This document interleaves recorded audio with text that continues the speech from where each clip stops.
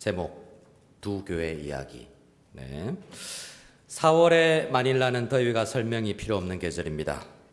어떤 한 주일 그 아침도 예외가 아니었습니다. 해가 뜨기도 전에 공기가 끈적했고 교회당 안은 이미 후끈했습니다. 문제는 예배 시작 1시간 전에 발생했습니다. 본당 에어컨이 전면 고장이 난 것입니다. 설상가상으로 주일학교 건물 쪽에서 하수구가 역류하여 악취까지 올라오기 시작했습니다. 교회 관리인 마벨이 가장 먼저 상황을 파악했고 곧바로 관리위원장 정규진 장로에게 연락을 했습니다. 정 장로는 상황을 듣고 이렇게 말했습니다. 완벽하게 고칠 수는 없지만 이상태 권사님께 빨리 도깨비 에어컨에 전화해서 문제를 해결해 봅시다. 지금 할 수 있는 것부터 해봅시다. 곧이어 정 장로는 교육위원장 민경성 장로와 김영현 담임 목사에게 상황을 공유했습니다. 김영현 목사는 짧게 정리합니다. 쾌적한 예배보다 함께 드리는 예배가 중요합니다. 최대한 빨리 조치해 봅시다. 그래서 예배 시간을 의도적으로 조금 더 줄이고 설교를 줄이기로. 아주 잘한 거죠.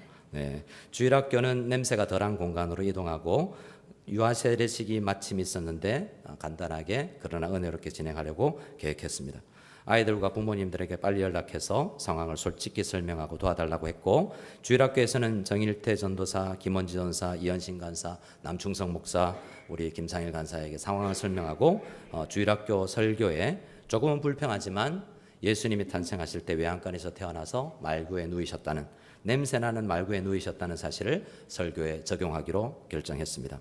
그리고 교회는 건물이 아니라 우리가 함께하는 것이라는 것을 강조했습니다.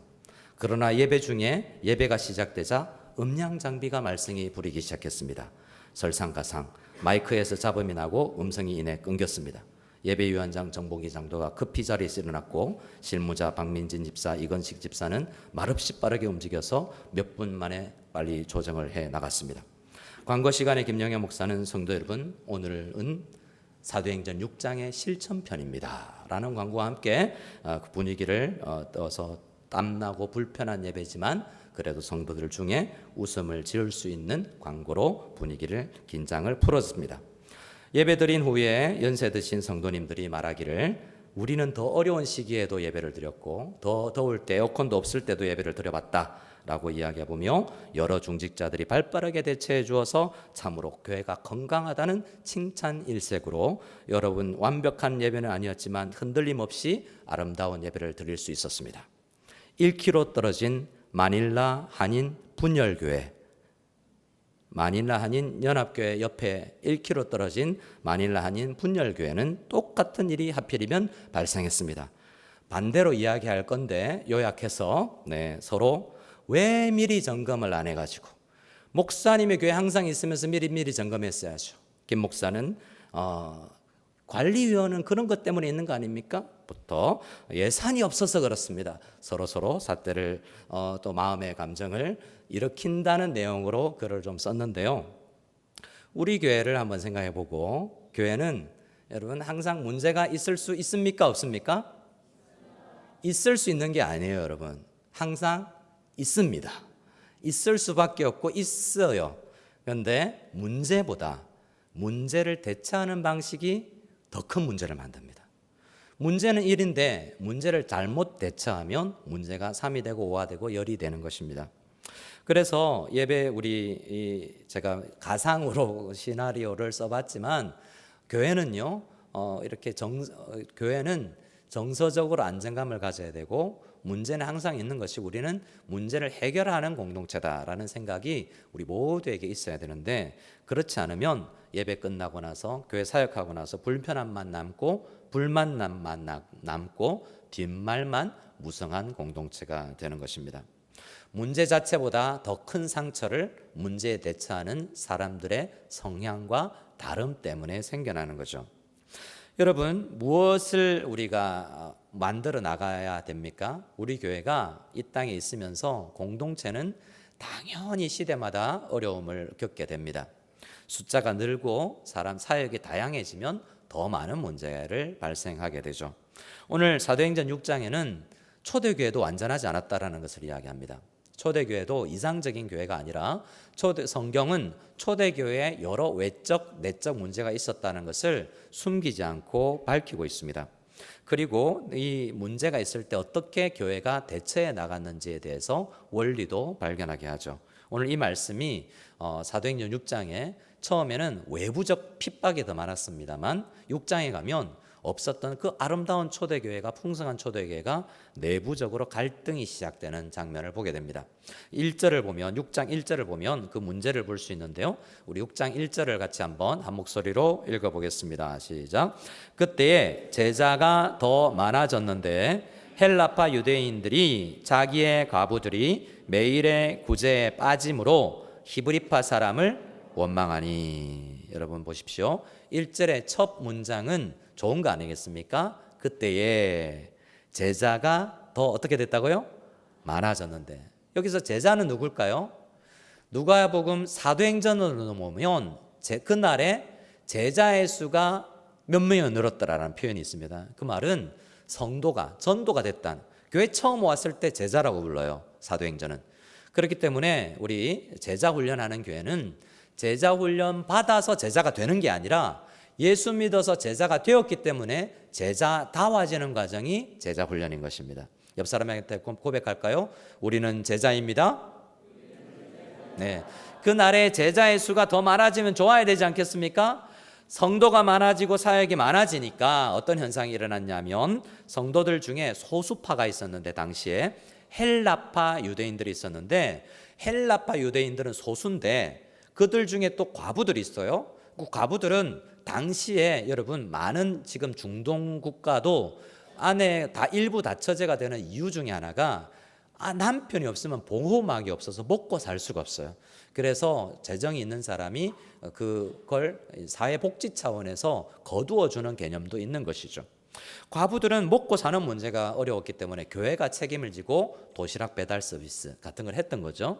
사도들의 책임에 따라서 그것을 했는데 이게 실수가 일어나는 겁니다. 매일매일 해야 되는데 이 헬라파 과부들이 빠진 거예요. 그러면 그럴 수 있다. 대처하는 문제가 있어야 되는데 어떻게 됐냐면 이 헬라파 유대인들이 히브리파 사람들을 무엇했다라고 설명하고 있습니까? 마지막에 무슨 단어요? 원망했다고 됩니다. 여러분 원망해 보셨습니까? 원망은 죄가 들어오고 나서 모든 공동체 안에 생겨요. 창세기를 보면 죄가 아담과 하와한테 들어오고 나서 제일 처음 나타나는 현상이 서로를 가리고 부끄러움을 알게 되었고 서로가 서로를 원망합니다. 너 때문이야. 네가 안 먹었으면 내가 안 먹었잖아. 그리고 하나님을 원망합니다. 하나님, 당신이 나한테 안 만들어줬으면 내가 안 먹었을 텐데 당신이 그냥 이 여자 만들어줘가지고, 처음에는 내 뼈 중에 뼈, 살 중에 살이로다 세레나데를 불렀던 그가 그 여자를 보고 너 때문이야 라고 원망했죠. 출애굽기를 가보시기 바랍니다. 출애굽기에 가면 출애굽의 놀라운 기적을 일으키고 광야 이스라엘 백성들이 살아갈 때 이스라엘 백성들이 리더인 모세를 원망했습니다. 많이 원망했죠. 아니, 모세 목사님 때문이다, 이런 이야기들 많이 하게 됐습니다. 이런 문제는 공동체 안에 생겨나기 쉬워요. 그런데 원망을 방치하면 교회는요 얼마나 세우기 어려운지 아십니까? 교회가 마닐라 한인연합교회 정도 건물과 이 정도 숫자의 성도가 되기 위해서는 하나님의 은혜지만 수많은 성도님들의 피땀이 흘린 기도와 헌신이 필요한 것입니다. 그런데 무너지는 것은 하루아침이에요. 이 원망은 불씨와 같아서 교회를 하루아침에 불태워 없애버리는. 그러면 저 살림을 보세요. 나무가 무성한 나무가 산에서 자라나는 거 얼마나 오래 걸리고 어렵습니까? 불타면 하루아침에 없어져 버리는 것입니다. 이 원망은 방치하면 그런 문제가 되는 것이죠. 이런 위기의 상황 속에서 교회는 어떻게 무너지지 않고 하나님께서 주신 사명을 감당하고 건강하게 세워나갈 수 있는가? 이것이 오늘 본문이 중점적으로 바라보는 것입니다. 오늘 누가는 사도행전을 기록하면서 살펴보니까 직분자를 잘 세워야 되는구나, 그리고 그들이 사명감이 있어야 되는구나 라는 것을 밝히고 있습니다. 그래서 이 아침에 우리가 함께 말씀을 나눌 때 우리 교회는 그럼 오늘 말씀에서 이야기하는 것처럼 사명감으로 똘똘 뭉친 직분자뿐만 아니라 모든 성도가 나에게는 사명이 있다라고 생각하고 사명의 교회가 되는 놀라운 은혜가 있기를 소원합니다. 우리는 사명의 교회가 될 수 있기를 소원합니다. 네, 그 비결을 배울 수 있기를 원합니다. 1절을 다시 1절이 아니라 우리 2절을 같이 한번 읽어보겠습니다. 2절 시작.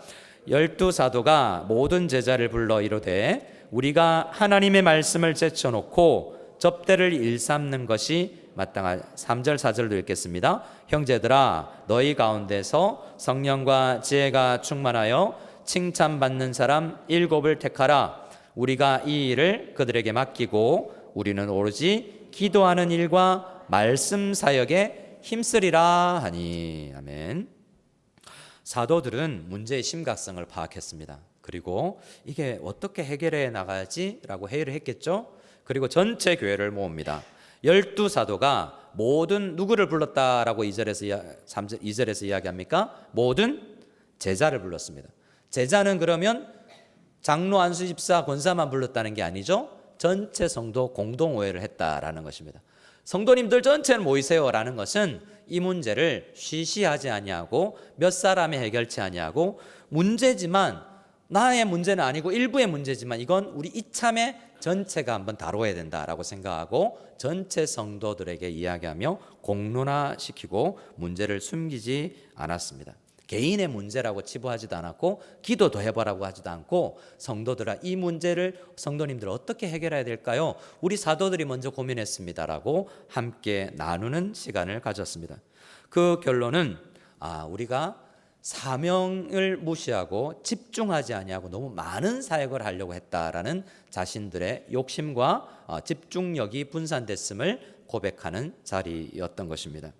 그리고 이 말은 구제사역이나 교회 봉사사역이 말씀사역보다 등한시하거나 부족하다라는 이야기도 아닙니다. 우리 사도들의 부르심은 하나님께서 우리에게 사명을 주실 때는 이 일보다는 더 집중해야 될 일이 있음을 다시 한번 깨닫고 정리하기 시작한 것이죠. 그래서 그들이 스스로 해야 될 일이 6장 4절에 우리가 사도들이 해야 되는 일은 오로지 기도하는 일과 말씀 사역에 힘쓰는 것이다 라는 자각을 했던 것입니다. 그래서 우리는 사명이란 하고 싶은 일을 많이 하는 게 아니라 이것도 하고 싶고 저것도 하고 싶어 해서 많은 일을 하는 것이 아니라 하나님께서 나를 어떤 일로 어떤 사역으로 부르셨지라는 부르심을 먼저 분별하는 것에서 시작한다라는 것을 볼 수 있습니다. 그리고 그 일도 우선순위가 있죠. 목회자가 해야 될 일들과 우리 성도님들이 해야 될 여러 일들이 있는데 그 가운데서 우선순위를 점검하는 것이 중요한데 사도들은 말씀 보는 것, 기도하는 일이 무엇보다 시급하고 그럼 우리가 해오던 이 구제사역은 이 먹는 것을 나누는 사역, 봉사사역은 누가 해야 되지? 사역 새로운 직분을 뽑아야 사도는 아니고 주님께서 명령한 것도 아니지만 원리를 찾아서 짐을 나누어져야 마땅하구나라고 생각하고 7명 정도의 집사님이 있으면 되겠다라고 생각을 하고 형제들에게 이야기를 한 것입니다. 사도들은 사역을 이렇게 분담하면서 그들에게도 사명이 있음을 알려주고 우리도 어떤 사역의 사명을 감당할 것이라는 것을 이야기했던 것이죠. 그래서 우리에게도 적용하면 우리 성도님들 목회자들도 여러분들이 너무 잘하고 계신데 목회자들이 사역에 말씀에 집중할 수 있도록 또 도와주는 것도 우리 짐을 나누어지는 것도 너무나 중요한 그리고 여러분들이 나누어진다고 나서 해서 아무 일이나 하는 것이 아니라 나는 어디에 쓰임받는 사람이지 어떤 은사를 주셨지 라고 생각해서 우선순위도 또 잘 점검해 볼 수 있기를 바라요. 교회를 섬기는 데 있어서 너무 부담이 또 많은 일들도 있습니다. 그래서 우리 각 부서에서는 교사 모집합니다, 찬양 대원 모집합니다 할 때 아주 구체적으로 하는 것이 좋습니다. 저는 청소년부를 할 때 여름 수련회 때 2주간만 도와줄 교사를 모집합니다. 1년 52주를 해야 되면 너무 부담스럽거든요. 그리고 52주 해도 되는데 아이들 가르치는 교사 말고요 의자만 정리해줘도 됩니다라고 분명한 업무 분장이 되면 그 정도는 내가 할 수 있지라고 헌신할 수 있죠. 제가 아는 대구의 한 집사님은 그 대구에서 제일 유명한 한국관 나이트 클럽을 운영하는 회장님이셨습니다. 돈을 엄청 많이 버셨죠. 근데 그분은 돈으로 섬겨야 되겠다라고 생각하고 그래도 나는 어떻게 봉사하지? 찬양팀 옷 단복 맞추고 뭐 이렇게 해서 내가 할 수 있는 일을 찾아서 할 수 있는 것이죠. 그래서 각자의 부르심을 잘 생각해 보면 하나님은 골고루 우리를 불러주셨기 때문에 그 부르심에 응답만 하면 일을 나누어지고 짐을 분산시킬 수 있다는 것을 알았으면 좋겠습니다. 먼저 우리는 성경에서 어떤 일을 우선시하는지, 나는 어떤 데 부르심이 있는지 그 부르심에 대한 기도와 어떤 사명이 있는지를 점검하는 시간을 이 연말이 되면 꼭 해야 된다는 것을 말씀드립니다. 성도들은 어떻게 생각했냐면 우리한테 짐 지우는 거야? 라고 생각할 수 있잖아요. 사도들이 하던 거 그냥 하면 안 돼요? 라고 생각하지 않고 이렇게 받아들였다고 이야기합니다. 5절 말씀을 읽어봅시다. 5절 6절 말씀을 제일 첫 부분만 읽어봅시다. 시작. 온 무리가 이 말을 기뻐. 여기까지요. 다시 한번 시작. 온 무리가 이 말을 무엇하여?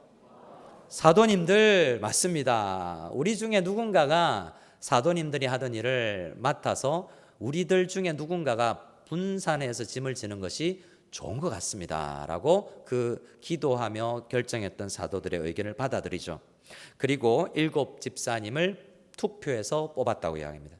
그래서 안수 집사님, 우리 권사님, 장로님을 세울 때는 이 택하여, 5절에서 마지막에 택하여 세웠고 안수했다라고 할 때 임직식을 가지는 거죠. 꼭 투표로 합니다.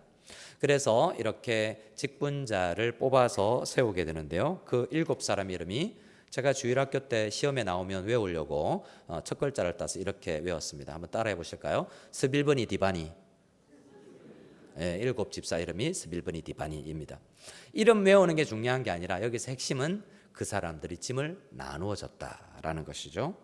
그런데 그 집사들이 해야 할 일은 행정과 구제라는 몸쓰는 일이지만 그들에게 자격을 따질 때는 어떤 자격, 힘센 사람, 시간 많은 사람, 일 잘하는 사람이 아니라 그들이 내세웠던 기준은 무엇입니까?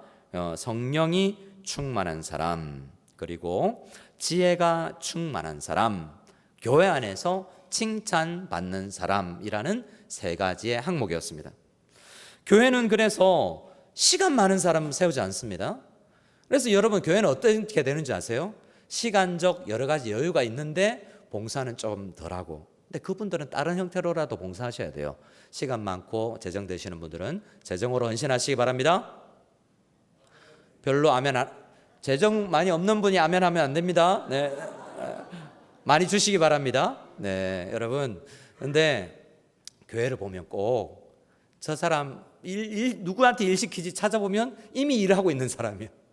근데 또 그 사람한테 일을 줬는데 또 찾아보니 또 다른 사람이 없어서 그 사람한테 또 일을 맡기게 되는데 재정도 없고 형편도 어렵고 짝가정이고 뭐 이런 경우가 허다해요. 그래서 교회 일은 어쩔 수 없이 시간은 많은 사람, 힘센 사람이 아니라 성령 충만한 사람, 또 지혜가 있는 사람, 교회 성도님들이 저 사람은 할 만하다고 인정하고 투표해 준 사람. 본인은 힘들죠. 성도들은 인정해 주는데 본인은 힘들죠. 그렇기 때문에 그 힘듦을 이겨내는 또 과정이 필요합니다. 그런 이야기가 있는데 제가 지난번에 했는데 잘 기억을 못 하실 거예요. 이것도 한 이야기입니다. 실제 이야기 아니에요. 어떤 한 교회 한 성도님이 교회 가기 너무 힘들어하는 거예요. 왜냐면 본인만 왕따라고 생각하거든요. 교회 가면 너는 그렇게 왜 말이 많아? 너는 왜 그렇게 나대니? 너는 왜 그렇게 뭐 기타 등등. 그래서 교회 가기 싫은 거예요. 그래서 엄마한테도 엄마 나 교회 가기 싫어. 아내한테도 여보 나 교회 가기 싫어. 사람들은 나만 보고 뭐라 그래. 그래 아내가 이야기합니다. 여보 그래도 교회 가야지. 당신이 담임 목사인데. 말은 담임 목사 하는 것도 쉽지 않습니다. 뭐 그런데 참고로 꾸며낸 이야기로, 이게 김영애 목사의 집 이야기인데 제3자 이야기처럼 꾸며냈다고 생각하지 마시기 바랍니다. 절대로 아닙니다. 저는 우리 부부는 언제 교회 가지 빨리 가고 싶어서 이런 교회, 좋은 교회를 다니고 있다는 것을 잘 알아주시기 바랍니다. 근데 사역은 사명은 힘들어요. 근데 사명이라면 가잖아요. 여러분 어떤 목회자를 원하십니까? 꼭 이상하게 보면 거의 19은 목사님들이 교회로 옮기면 더 큰 교회로 옮겨요. 왜 하나님은 꼭 더 큰 데로만 부르실까? 더 어렵고 더 힘든 데도 부르실 수 있는데 말이죠. 하나님 앞에 자기 욕심이 아닌지를 생각해 봐야 되고, 어려운 곳이어도 사명이면 가야 되죠. 사명이란 무엇입니까? 하나님의 음성과 부르심을 파악하는 것이고, 그 중에서 여러 가지 중에서 우선순위를 점검하는 것이고, 점검한 대로 헌신하는 것입니다. 그래서 성도들은 이 말을 기뻐하여 우리 중에 한 사람이 될 수도 있지만 받아들여서 사람을 세우는 것입니다. 그 사람들의 자격은 성령 충만, 지혜 충만, 공동체 신뢰받는 사람, 성도들에게 2, 3년 교회 안에서 사역하면서 검증되어서 저 사람은 함께 일하는 기질을 가진 사람이다. 힘과 달란트 시간이 아니라 그 일할 수 있는 성품이 있는 사람이다라는 것을 인정받은 사람들이죠. 우리 교회도 사람들을 세울 때 다른 자격 조건이 아니라 이런 세 가지를 봐야 됩니다. 문제가 있을 때 나는 힘들지, 나는 돈 없지, 나는 능력이 없지, 하지만 성령님께 의탁하여서 일을 풀어나가는 사람. 지혜 있는 사람은 어떤 사람입니까? 나 힘 없어, 같이 좀 도와줄래? 나는 네가 부sem지하면 나는 할 수 있겠다. 나는 네가 교사하면 나는 같이 갈 수 있다. 이렇게 같이 하면 지혜로운 거 아니겠어요? 지혜롭게 일을 풀어갈 수 있는 사람. 문제가 있으면 문제를 지혜롭게 해결하면서 문제를 더 큰 문제로 만들지 않는 사람. 서로를 신뢰하는 사람. 조금 참고 서로를 격려하는 사람. 그런 사람들이 교회를 이끌어가는 것이죠. 그래서 사명감 있는 사명의 교회는 누구나 일을 독점하지 않습니다. 목사도 자기가 해야 될 일이 무엇인지를 잘 알고 그것에 집중하려고 합니다. 저를 개인적으로 이야기하면 조금 저 자신이 점검할 때 많은 교회에서 목사님들이 신방을 하지 않고 목양실에 책만 보고 있어서 문제가 생기는데 반대도 문제가 됩니다. 신방만 다니면서 설교 준비를 너무 안 해서 설교가 너무 깊이가 없으면 또 그것도 문제가 되죠. 그래서 균형을 잘 잡아서 말씀도 풍성하고 성도님들도 잘 사랑하고, 그래서 신방 같은 경우는 우리 장로님들이 좀 나누어 주시고 안수 집사님들이 나누어 주시고 권사님들과 샘지들이 함께하면 제가 조금 더 제가 책 보고 혼자 놀려고 그러는 게 아니라 여러분 짐을 나누어 주시면 함께 멀리 갈 수 있다는 것을 생각하고, 목사님 뭐 하나라도 열심히 하고 나서 그런 말씀하세요 이러면 할 말이 없지만 최대한 양쪽 모든 일들을 열심히 하려고 하겠지만 우리 서로 짐을 나누어 줬으면 좋겠습니다.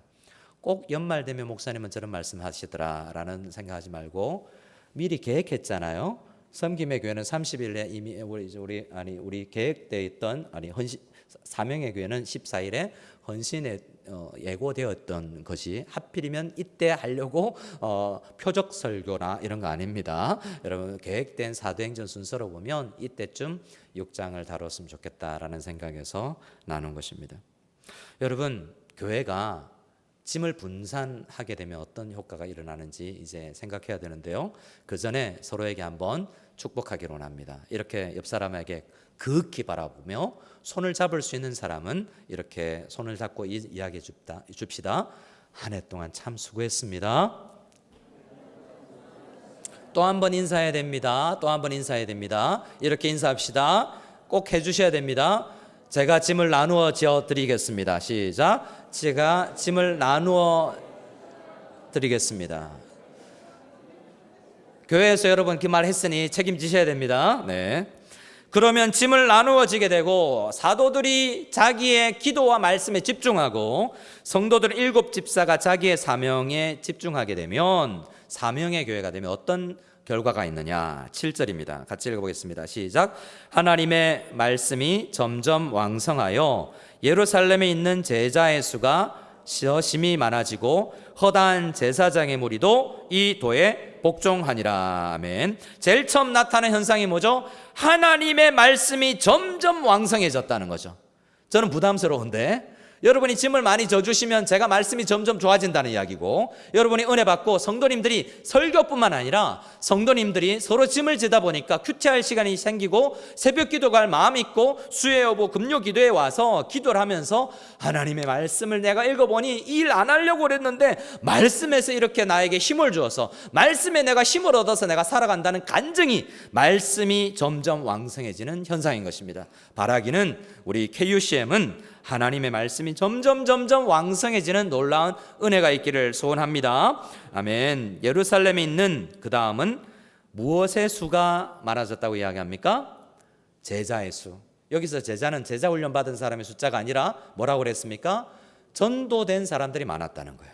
하나님이 이렇게 교회가 짐을 나누어지니까 말씀 사역이 풍성해지고 함께 복음 전하는 일이 내부적으로 정리만 돼도, 원망만 사라져도, 우리 서로가 사랑하기만 해도 전도는 되어지는 것이죠.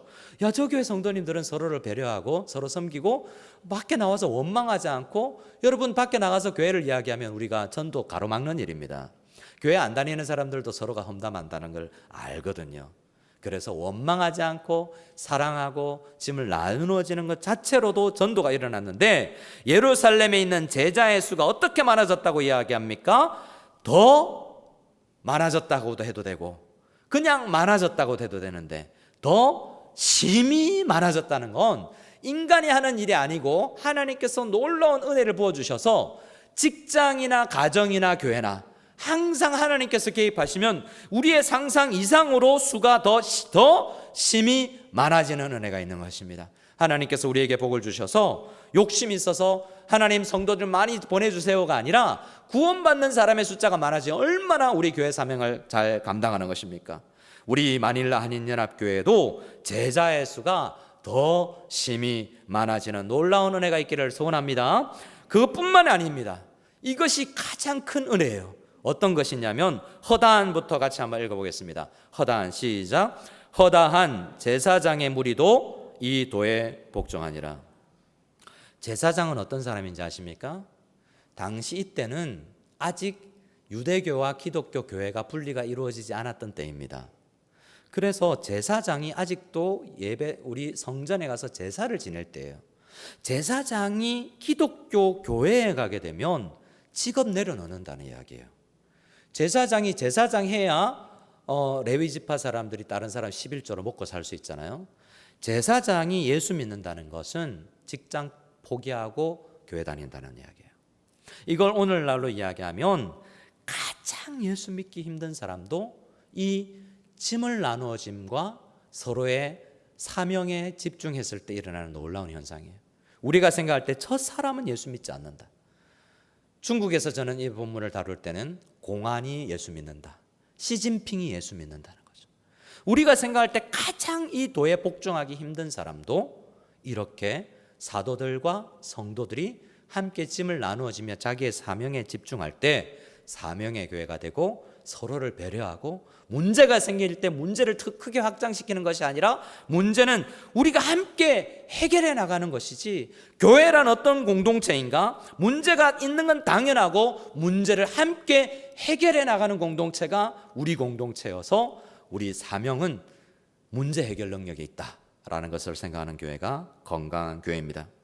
결국 사도들의 사명에 집중했을 때 구제도 중단되지 않고 말씀이 약화되지 않고 오히려 강화됐으며 오히려 복음의 영향력은 더 확장되어 나갔습니다. 사명의 교회는 그래서 교회 미래가 밝습니다. 서로 원망하는 교회는 미래가 밝지 않습니다. 마닐라 한인 분열교회는 미래가 어둡습니다. 마닐라 한인 연합교회는 미래가 밝을까요? 밝지 않을까요? 밝을 수밖에 없습니다. 교회 이름도 그러니까요. 하지만 여러분, 사랑의 교회에 사랑이 없고 소망의 교회에 소망이 없다는 누구의 말처럼 연합교회 연합이 무너질 수도 있습니다. 그리고 이 말씀 앞에서 우리 자신을 점검해 봅시다. 오늘 본문은 우리에게 묻습니다. 나는 교회를 소비만 하는 사람인가? 사명을 함께 짊어지고 나가는 사람인가? 여기서 사명을 짊어진다는 것은 모두 다 교사하고 찬양대 해야 된다는 건 아닐 것입니다. 내가 해야 될 한 걸음만 더 나가보면 어떨까라는 생각을 해보시기 바랍니다. 나는 열심은 있지만 공동체를 깨트리지는 사람은 아닌가? 나의 다양한 관계에 있어서 열심이 아니라 나에게 맡겨준 자리를 묵묵히 지켜나가는 충성이 나한테 있는가? 나는 혼자 일을 하려고 하는가? 함께 세워나가려고 하는가를 우리가 스스로 점검해 봤으면 좋겠습니다. 교회는 완벽한 사람들의 공동체가 아닙니다. 연약하지만 사명이 있다고 생각하여서 함께 문제를 해결해 나가는 공동체가 교회입니다. 우리 교회가 이렇게 말씀에 집중하는 교회가 되고 각자의 사명을 기쁨으로 충성하며 감당하는 교회가 되고 짐을 나누어지는 교회, 그래서 은혜가 충만한 그러한 사명의 교회가 다 될 수 있기를 소원합니다. 특별히 이 자리에 많은 성도님들이 중에서 이제 곧 은퇴를 하실 장로님, 권사님도 계신데 오랜 기간 40년, 30년, 20년 우리 교회를 헌신해 주신 분들의 헌신도 알아주고, 주님께서는 내가 너를 불렀고 너에게 그런 사명을 주었고 그런 사명을 묵묵히 잘 감당하고 있는 사람들을 보고 충성되다, 힘겹지만 잘했다 라고 칭찬을 해 주실 것입니다. 사명은 하나님 앞에 소중한 것이고 우리 그렇게 원망하지 않고 사랑하며 교회를 세워나가는 우리가 다 되었으면 좋겠습니다. 우리 옆 사람에게 인사하고 찬양하겠습니다. 우리 주님 다시 오실 때까지라는 우리의 고백을 마음을 담아 기도의 마음으로 올려드릴 때 옆 사람에게 이렇게 이야기하고 우리 함께 찬양합시다. 옆 사람하고 인사하겠습니다. 제가 짐을 나누어 져 드리겠습니다. 제가 짐을 나누어 져 드리겠습니다. 한 번 더 인사합시다. 우리는 사명의 교회입니다. 우리는 사명의 교회입니다. 우리 다 같이 자리에서 일어나서 주님 다시 오실 때까지 이 길 걷겠습니다. 함께 다짐하며 찬양 드리겠습니다.